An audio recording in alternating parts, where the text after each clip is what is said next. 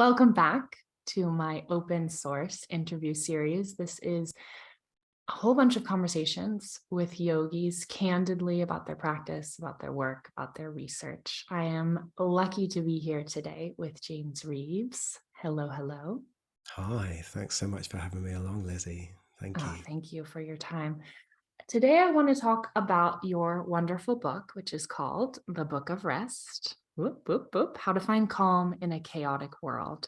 I'll put the link down below. Everyone should order this book, read this book. I found it on a yoga friend's bookshelf in Holland, and I devoured it in like 4 days. And then I have found that I'm returning to it for that kind of dip in, read 3 pages and just kind of take, that random sort of like, let me read this today. And it's been really valuable. So one of the things I like most about the book, James, is that you present the idea of resting as non-doing, which is so compelling for me, especially as a restorative yoga teacher. I'm used to teaching and practicing rest as a rather structured activity. Like you can see all my props back, like all this. Okay, now I'm resting. So how can we befriend? What is your advice for us about befriending the idea of rest as a non-doing? Where does that even come from? Can you talk a little bit about it? Yeah, of course. So where does it come from? Well, the kind of let's go straight in. Let's go all the way in. So the one of the depth inquiries I've been making over years are through five, we could describe them as kind of pointers into being. So when I talk about being, I'm talking about non-doing. I'm talking or pointing towards that aspect of ourselves which is awake and aware and sentient, but isn't any of the moving objects of consciousness. So I'm talking about our kind of witnessing self. And a way toward that, or five ways toward that, are looking at our relationship with time, looking at our relationship with localization and space and identity, sense of self in here against a sense of kind of resting into the absolute or feeling oneself absorbed into everything. And one of the others is about acquisition, about having, which we can get into. And that's a whole big thing about, I will only be happy when I get to. Another is about knowledge, so about understanding and coming to a place of kind of intellectually grasping something or having something worked out. And the last, and the one that sits at the top of the tree for me, is about doing. So then to put that into some kind of framework, when we are going about an activity like a yoga practice, like a restorative practice, like yoga nidra, there are structures and things that we might do, ways that we might hold our body or support ourselves, props that we might use, guidances that we would follow. In yoga nidra, there's what's called a kosha system where we kind of travel through the body and then the breath and then look at emotions and mind and then ultimately towards this deeper sense of being. And it began to happen for me that I got really tired of all of the things that were in the way. This idea that I had to have a yoga mat out and I had to be lying in a certain position. And it's a bit counterculture because I've had plenty of teachers that are very much about structure, and I'm not dismissing the value of it. But that combined with having young kids just meant that I didn't have the time or the availability to make this perfect rest nest and set everything up and get the incense on and light the candle and do the chant and then and I just had to learn to stop and settle and do nothing. And that really broke me into this new territory. Having tried it time and time again, I began to realize that all of the structures that had supported me, and I think they're really valuable to begin with, by the way, I think they're really important. Just like, riding a bike or learning anything, we need the structure, we need the guidance ultimately to throw it away and just have the bike ride. So it became for me a lifeline to just be able to stop in any moment, sitting in a garden chair watching my kids have a water fight, or laying down on the bed for 5 minutes, or staring out of the window whilst I was, waiting for the kettle to boil, or putting that. I mean, this is an interesting one. Putting the bins out. I mean, it's a arguably an unfavorable activity unless you're really into recycling. Trash cans for our Trash can. Americans. Sorry. Yes. Okay. Yeah. Yeah. Putting the trash out. And I would just have these gorgeous moments of going out in the middle of winter, sometimes freezing cold, and just stopping and gazing up at the sky. And I would drop into that deep sense of being and interconnected wholeness that was right there. So that's what I mean by non-doing, and the possibility of it. And it breaks us into a new freedom where our practice can kind of come alive amidst our day. And I think that's probably one of the best gifts of it. Absolutely. Absolutely. There's such an irony. I also have 3-year-old twin boys. There is an irony in doing a structured practice. Like now I'm doing yoga. Mm-hmm.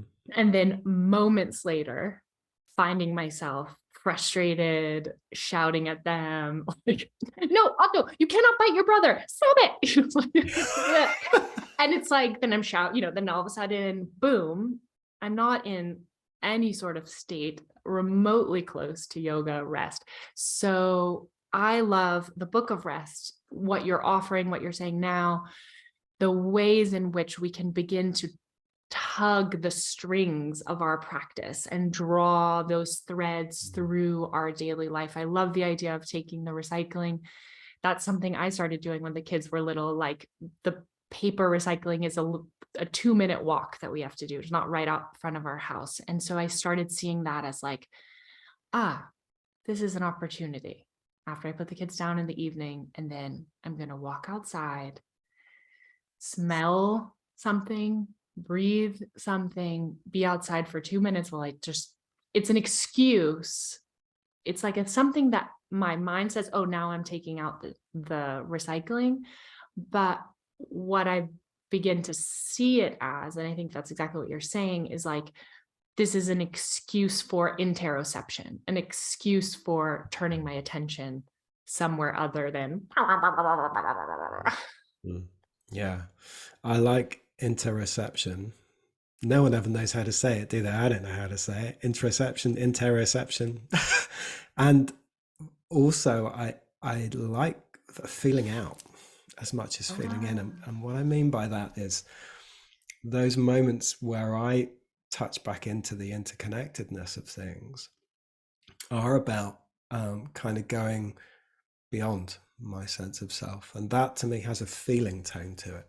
Okay, let's talk about that, because interoception is clear to me. My definition is sort of sensing my interior state in real time. Yes. So it could be emotional, could be physical, but just kind of tuning into like, what's going on here, as opposed to. So what do you mean? And maybe this is the last thing we'll do before we close this video. Like, what do you mean by sensing out? And how can we do it?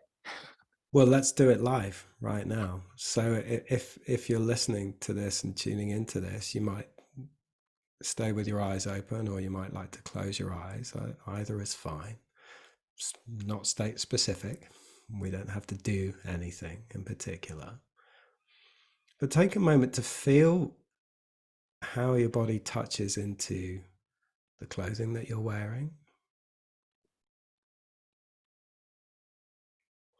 and the touch of air upon your skin, and the sense of the surface that you're resting upon.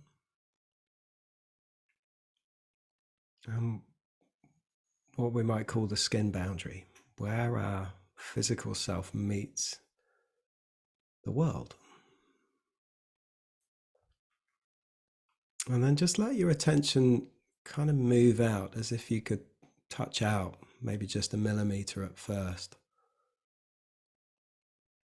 And just starting to move your attention outwardly through the front, through the back, through the sides,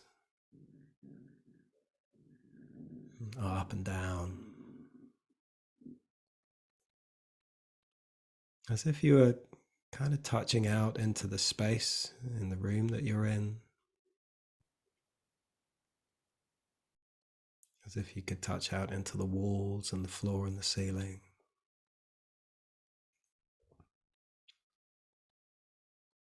And then notice how the surrounds, how life is touching back.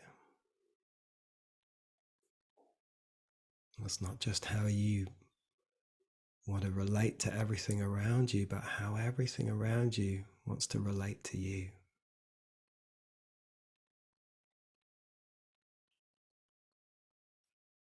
And let yourself just feel that for a few moments, that you're part of something amazing, magnificent, incomprehensible in terms of its size and meaning.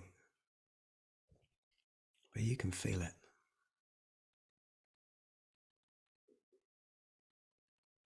And really feel that sense of perhaps belonging that comes as a result of it. And just being here, part of the whole.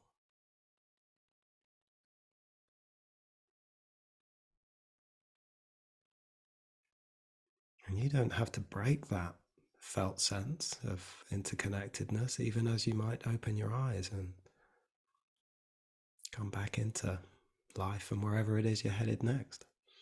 Mm. Mm. Such a softening. That's what it felt like for me. Thank you, James. Yeah, my pleasure. It's one of my favorite things. Let me tell everyone where you should find James on the internet. He's here at deeprest.com. And check out his new live mentorship program that's called Find Your Calm, which I'm a part of and very much enjoying. And you can find me on the internet here at lizzie.yoga. It takes you to my website. Sign up for my newsletter. Thank you so much, James. Oh, thank you so much. Great Really to be with you, appreciate it. Lizzie. Thank you. Thanks.